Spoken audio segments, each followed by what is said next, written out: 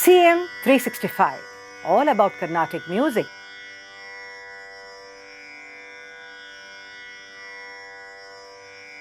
In the history of music, we see that in many instances, when a particular musician is adept at singing a particular ragam, that is, when he is able to expound that particular ragam in a very beautiful manner, in an exemplary manner, the name of that particular ragam becomes attached to his own name as a prefix.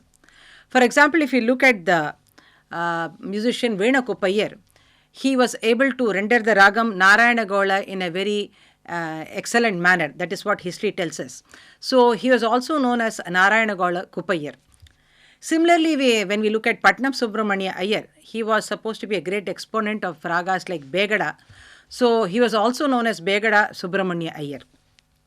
Looking back a bit more in history, we see that during the time of the rule of the Maratha kings in the Tanjore area, we see that there were two musicians about whom I am going to talk to you today, Todi Seetharamayya and Shankarabharanam Narasayya. Here also it's very interesting to see that the names of the ragam Todi and Shankarabharanam gets attached to these two musicians, that is Seetharamayya and Narasayya, because of the fact that they were able to really expand these two particular ragams in an exemplary manner, and that's how this prefix came to be attached to their name. Now, as far as this Todi Seetharamayya is concerned, there is also a beautiful anecdote here that the Raja here at that time, he was living at the time of Saraboji Maharaja, King Saraboji. So he used to go to the court and entertain the king and sing of many ragas, but of course Todi was his forte, and so the king used to enjoy his rendition of the alapana of Todi, the compositions and Todi and so on. But it so happened that once, because of some financial crunch and because of some need, he actually, what he did was, because he was so proficient in this particular ragam that one person agreed to help him. As a return, he had to mortgage the ragam Todi to him, which means that mortgaging means that he would not sing that particular ragam at all till he was able to actually get redeemed from this. So what happened is that when he had to mortgage it and to one particular person, obviously he could not sing that ragam after that.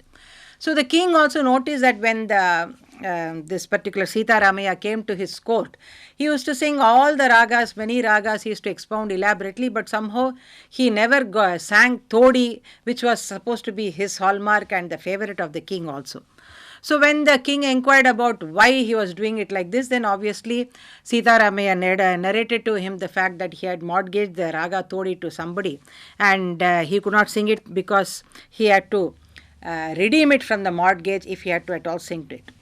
So see the reaction of the king to this, and when he came to know about this whole story, the king hurriedly, what he did, that he paid the amount and redeemed the Todi raga, and which is actually the precious property of the musician. So the king actually helped him to redeem this raga. And after that, what happened, obviously because it got relief from that mortgage aspect, the musician Seetharamayya also was able to render it back again, and the king also was able to enjoy this Todi much more coming from Seetharamayya. And as I said earlier also, he was one of the court vidwans during the Saraboji's reign. And this Seetharamayya also has, as a composer, he has a few compositions to his credit. Another similar person is Shankarabharanam Narasayya, and he was also a very imaginative kind of a musician who has composed a few padas in Tamil, and as the name signifies, because he was a great exponent of Shankarabharanam, this name got attached to his name as a prefix. Now, apart from the ragam, there is also one other person who lived in the time of the same Saraboji and in the beginning of Shivaji's era. His name was Chaukam Chinnaya. Chaukam Chinnaya. How did the name come? He was a Dravida Brahmin and an expert in Sangeeta and Sahitya. But when you hear the word Chaukam, obviously you get to understand that there's something related to slow or something related to the Vilambita aspect that we are talking about in music. Yes, you guessed it right, that as he was highly proficient in rendering alapana and many compositions in the Vilamba Kala or Chauka Kala in a very expert manner, he came to be known as Chaukam Chinnaya.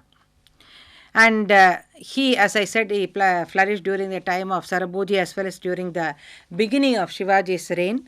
And here you obviously, it's very interesting that for you to understand that when somebody was able to be an expert in the rendition of compositions or the Manodharma or whatever in the Vilamba Kala, because of his great command over this particular area, he came to be known as Chaukam Sinnaya.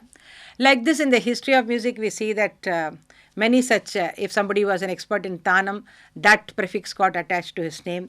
Like this, we see that the credits of being able to accomplish in a particular area were given to musicians in very many interesting ways.